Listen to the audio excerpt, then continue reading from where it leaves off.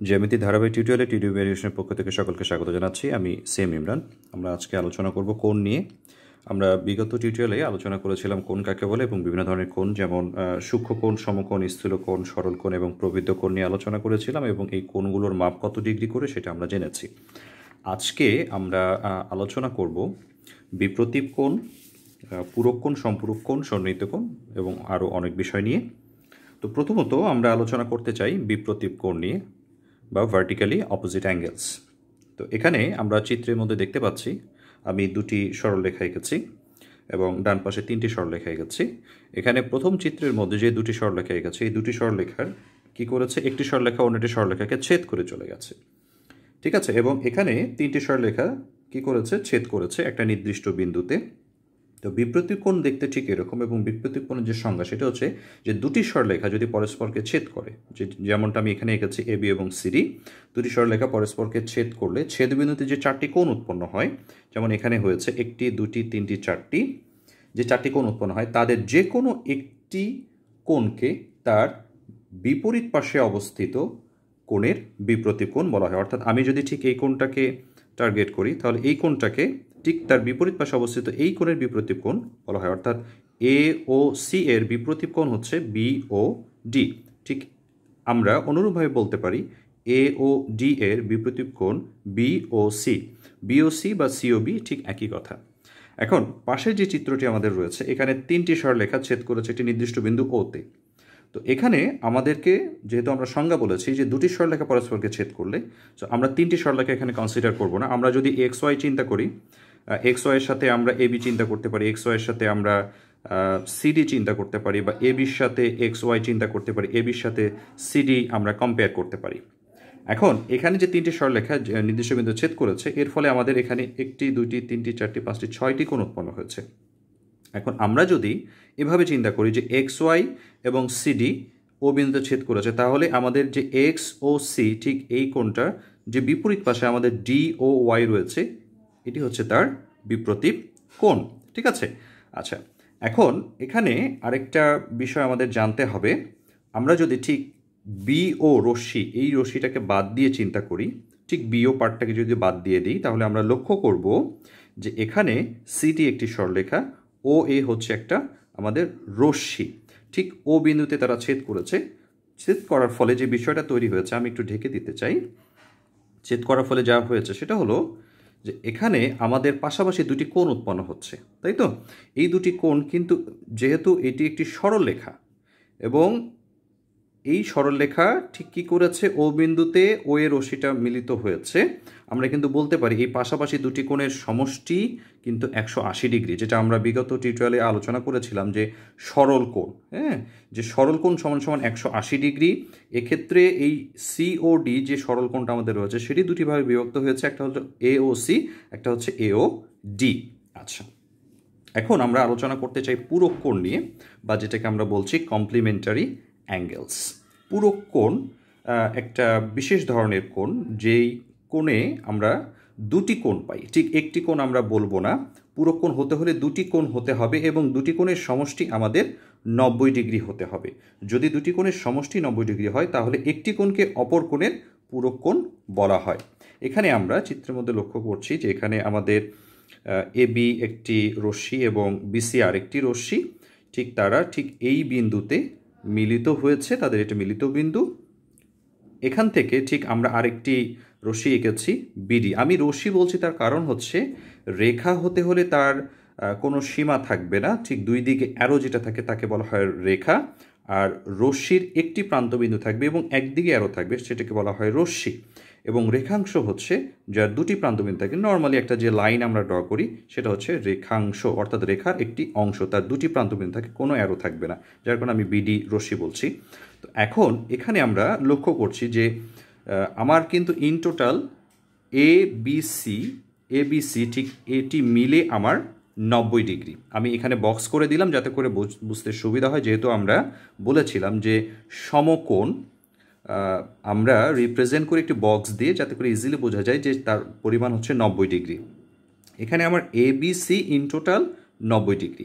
যেই 90 ডিগ্রিটা ভাগ হয়ে গেছে এ বি ডি, এটি একটা কোণ, এবং ডিবিসি এই দুটি অংশে এই দুটি কোণের পরিমাপ কিন্তু 90 ডিগ্রি হতে হবে, তাহলে তারা পুরো কোণ হবে। অর্থাৎ আমি যদি ধরে নেই এটা আমার 35 ডিগ্রি, তাহলে তার অপোজিট দিকে যে কোণটা আমার রয়েছে ঠিক তার পাশে যে কোণটা রয়েছে তাকে অবশ্যই, যদি সেটা পুরো কোণ হয় তাহলে অবশ্যই কত ডিগ্রি হতে হবে?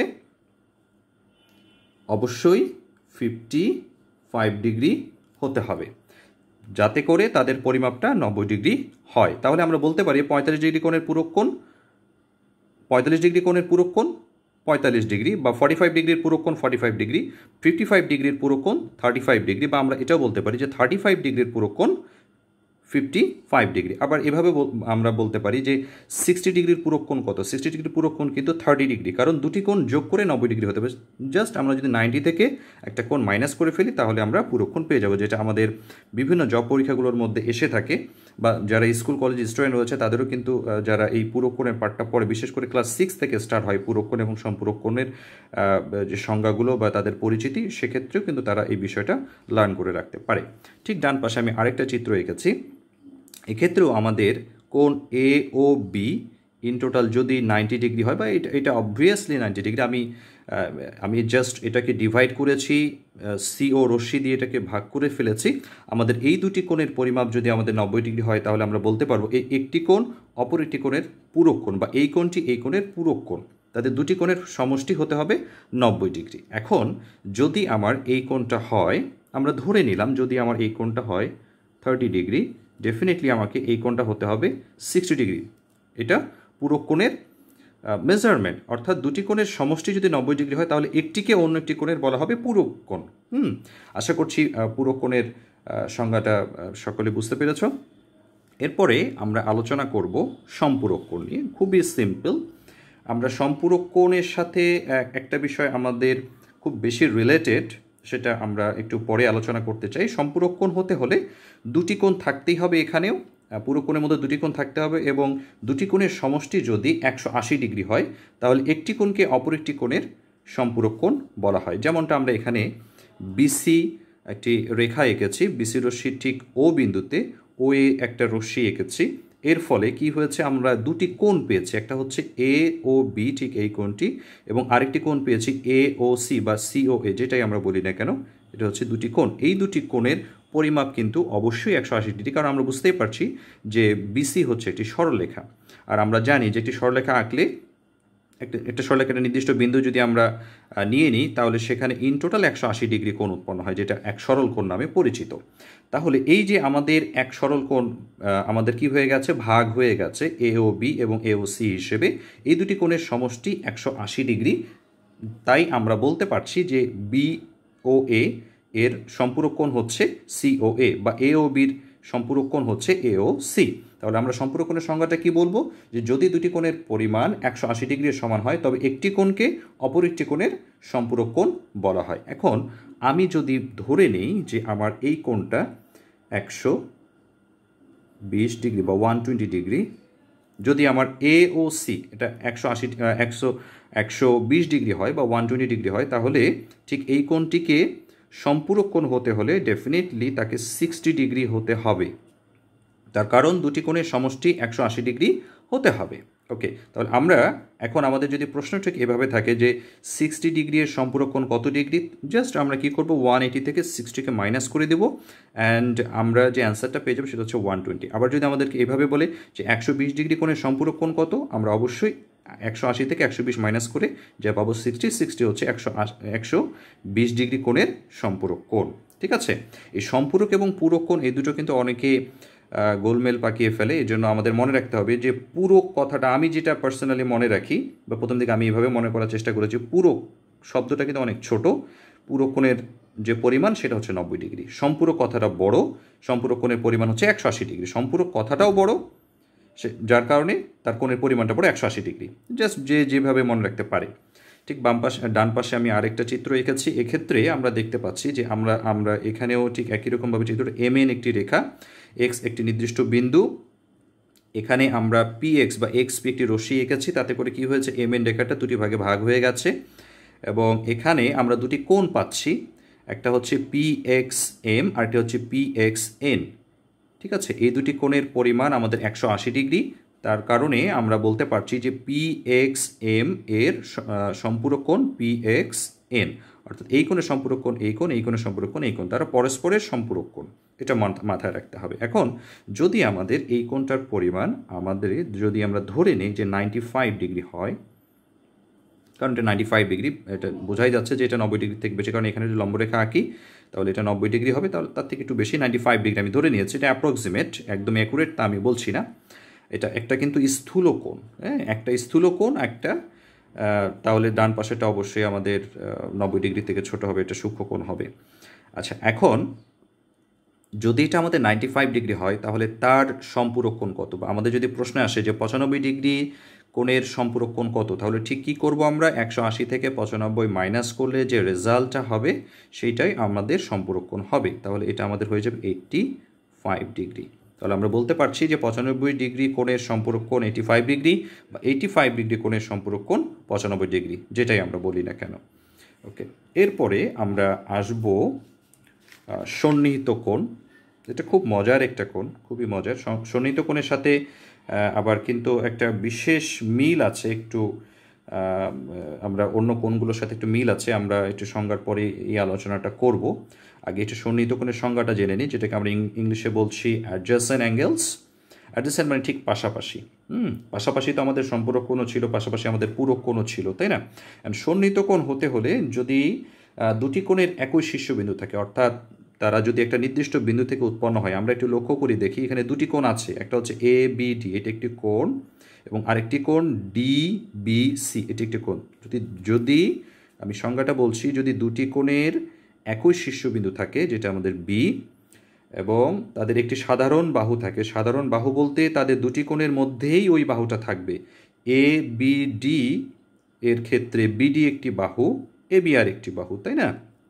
আচ্ছা, আবার আমরা ডি বি সির ক্ষেত্রেও বিডি একটি বাহু, আবার বিসি আর একটি বাহু। তার মানে আমরা দুটো কোণের ক্ষেত্রেই দেখছি যে বিডি দুইটি কোণের মধ্যেই রয়েছে, যার কারণে তাকে আমরা বলছি সাধারণ বাহু, অর্থাৎ দুটি কোণের মধ্যে সেটা কমন। ওকে, তাহলে দুটি কোণের যদি একই শীর্ষবিন্দু থাকে এবং কোণ দুটির একটি সাধারণ বাহু থাকে, এবং কোণদ্বয় ওই সাধারণ বাহুর মানে বিডি বাহুর বিপরীত পাশে অবস্থান করে, এখানে বিপরীত পাশে অবস্থান করছে, এই কোণটির বিপরীত দিকে এই কোণটা রয়েছে, এই কোণটির বিপরীত দিকে এই কোণটা রয়েছে, তাহলে একটি কোণকে অপর কোণের সন্নিহিত কোণ বলা হয়। অর্থাৎ এই কোণটার সন্নিহিত কোণ হবে এই কোণটা, বা এই কোণের সন্নিহিত কোণ হবে এই কোণটা। আমি আবার সংখ্যাটা বলছি, যদি দুটি কোণের একই শীর্ষবিন্দু থাকে এবং সাধারণ বাহু থাকে, এবং কোণদ্বয় সাধারণ বাহুর বিপরীত পাশে অবস্থান করে, তবে একটি কোণকে অপর একটি কোণের সন্নিহিত কোণ বলা হয়, বা অ্যাডজেসেন্ট অ্যাঙ্গেলস বলে। এখন এই সন্নিহিত কোণের কিন্তু কোনো নির্দিষ্ট পরিমাণ নাই। সন্নিহিত কোণ এমন না যে সেটা 90 ডিগ্রি হবে, সন্নিহিত কোণ এমন না যে সেটা 180 ডিগ্রি হবে, বাট একটা 180 ডিগ্রি কোণও কিন্তু, বা একটা সম্পূরক কোণও কিন্তু সন্নিহিত কোণ হবে। তার কারণটা কি, এখানে একটু যদি তোমরা লক্ষ্য করে দেখো, এখানে দুটি কোণ ছিল, এই কোণ দুটির একটা নির্দিষ্ট বিন্দু থেকে উৎপন্ন হয়েছে। আমরা যদি একটু চিন্তা করে দেখি যে এ ও বি এবং এ ও সি, ঠিক সি বিন্দু থেকে তারা উৎপন্ন হয়েছে, ও বিন্দু থেকে উৎপন্ন হয়েছে, অর্থাৎ এটা হচ্ছে তাদের শীর্ষবিন্দু, এবং এই দুটি কোণের একটা সাধারণ বাহু হচ্ছে এও। দুটি কোণের ক্ষেত্রে এও বাহুটা কিন্তু কমন, বা এটাকে আমরা বলছি সাধারণ বাহু, এবং তারা বিপরীত পাশে অবস্থান করছে। তার মানে এই দুটি কোণ কিন্তু একটা অন্যটার সন্নিহিত কোণ। আবার একই রকমভাবে এখানে যদি আমরা একটু লক্ষ্য করে দেখি, এই দুটি কোণের একটি শীর্ষবিন্দু হচ্ছে ও, এবং সাধারণ বাহু হচ্ছে সিওটা কিন্তু এই সিও বাহুটা দুটি কোণের ক্ষেত্রেই কমন, ঠিক আছে? তারা এই দুটো কোণ এই সিও বাহুর বিপরীত পাশে অবস্থান করছে। তাহলে এই যে সিও বি এবং সিও এ, এরা পরস্পরের কিন্তু সন্নিহিত কোণ। তার মানে আমরা বুঝলাম যে পুরো কোণ, সম্পূরক কোণ এবং সন্নিহিত কোণের একটা বিশেষ সম্পর্ক রয়েছে। তবে আমরা সবসময় মাথায় রাখবো যে বিষয়টা, সেটা হচ্ছে যে সন্নিহিত কোণে নির্দিষ্ট কোনো পরিমাণ নাই। সন্নিহিত কোণ এটা হতে পারে, আমি 60 ডিগ্রিকে যদি দুই ভাগে ভাগ করে দিই, যেমন আমি ছোট করে একটা কোণ আঁকলাম, ধরে নিলাম এটা 60 ডিগ্রি একটা অ্যাঙ্গেল, আমি এখান দিয়ে একটা সাধারণ একটা বাহু এঁকে দিলাম, তাহলে এই কোণের যে সন্নিহিত কোণ সেটা এই কোণ হবে, বা এই কোণের সন্নিহিত কোণ কিন্তু এই কোণটা হবে। তারা নির্দিষ্ট একটা শীর্ষবিন্দু রয়েছে, তারা একটা সাধারণ বাহুর বিপরীত পাশে অবস্থান করছে, তার মানে তারা দুইজন সন্নিহিত কোণ। এখন এজন্য আমরা কখনো বলতে পারবো না যে সন্নিহিত কোণের পরিমাণ কত ডিগ্রি, ঠিক আছে? আবার এক্ষেত্রে আমি একটু বড় করে এঁকেছি, এক্ষেত্রে আমি যদি পি কিউ আরের যে মেজারমেন্ট যদি আমি নিয়ে দেখব যে এটা আমাদের এটা স্থূলকোণ হবে, কারণ 90 ডিগ্রি থেকে বড়। হ্যাঁ, এই পি কিউ আর একটা কী হয়েছে, কিউএস রশ্মি দিয়ে বিভক্ত হয়ে গেছে। তাদের নির্দিষ্ট যে শীর্ষবিন্দু সেটা হচ্ছে কিউ, সাধারণ বাহু হচ্ছে কিউএস, সাধারণ বাহু বিপরীত পাশে তারা অবস্থান করছে, অর্থাৎ পি কিউএস এর সন্নিহিত কোণ হচ্ছে আর কিউএস। এই কোণের সন্নিহিত কোণ এই কোণ, বা এই কোণের সন্নিহিত কোণ এই কোণ। তাহলে আশা করছি আজকের আলোচনা থেকে আমরা জানলাম বিপ্রতীপ কোণ কাকে বলে, বিপরীত কোণ কেমন হয়, এর প্রকৃতিটা কেমন, পূরক কোণ কাকে বলে, পূরক কোণের পরিমাণ কত, সম্পূরক কোণ কাকে বলে, সম্পূরক কোণের পরিমাণ কত, এবং সন্নিহিত কোণ কাকে বলে। এখন বিপ্রতীপ কোণের ব্যাপারে আরেকটা বিষয় আমি বলতে চাই, সেটা হলো যে বিপ্রতীপ কোণের যে পাশাপাশি দুটি যে কোণ তাদের সমষ্টি কিন্তু সবসময়ের জন্য 180 ডিগ্রি, সবসময়ের জন্য 180 ডিগ্রি। আমরা যদি যে এ ও সি এবং এ ও ডি যোগ করি তাহলে এরা দুইজন 180 ডিগ্রি হবে, কারণ এটা সরল কোণ বিভক্ত হয়ে গেছে। তার মানে আমরা কিন্তু ঠিক এখানে আরেকটা সম্পূরক কোণের একটা হিসেব মেলাতে পারি। তার মানে এই দুটো কোণ যোগ করলে যেহেতু 180 ডিগ্রি হবে, তার মানে অবশ্যই কিন্তু এরা দুইজন একজন অন্যজনের কি সম্পূরক কোণ। আবার এখানেও কিন্তু আমরা একটা সন্নিহিত কোণ একটা কম্পেয়ার করতে পারি, কারণ এই যে ও বিন্দু হচ্ছে শীর্ষবিন্দু, আবার এও দিয়ে এই এও বাহুটা এই দুটো কোণের ক্ষেত্রে একদম কমন, তার মানে এরা দুইজন কিন্তু আবার সন্নিহিত কোণ। ঠিক আছে, তার মানে এই যে বিপ্রতীপ কোণ, পূরক কোণ, সম্পর্ক এবং সন্নিহিত কোণ আজকে আলোচনা রাখার যে মূল বিষয়টা আমার ছিল সেটা হলো যে তাদের সকলের মধ্যে একটা সম্পর্ক স্থাপন করা, এবং সকলে যদি বুঝতে পারে তাহলে আমার এই আলোচনাটা সার্থক হবে। নেক্সট আলোচনায় আমরা সমান্তরাল রেখা কি, অনুরূপ কোণ এবং একান্তর কোণ এবং সমান্তরাল, তারপরে আমরা ছেদকের বৈশিষ্ট্য নিয়ে আলোচনা করব। আশা করি সেই টিউটোরিয়ালটা সকলে এনজয় করবে। আজকের মতো এখানে শেষ করছি। ধন্যবাদ সকলকে।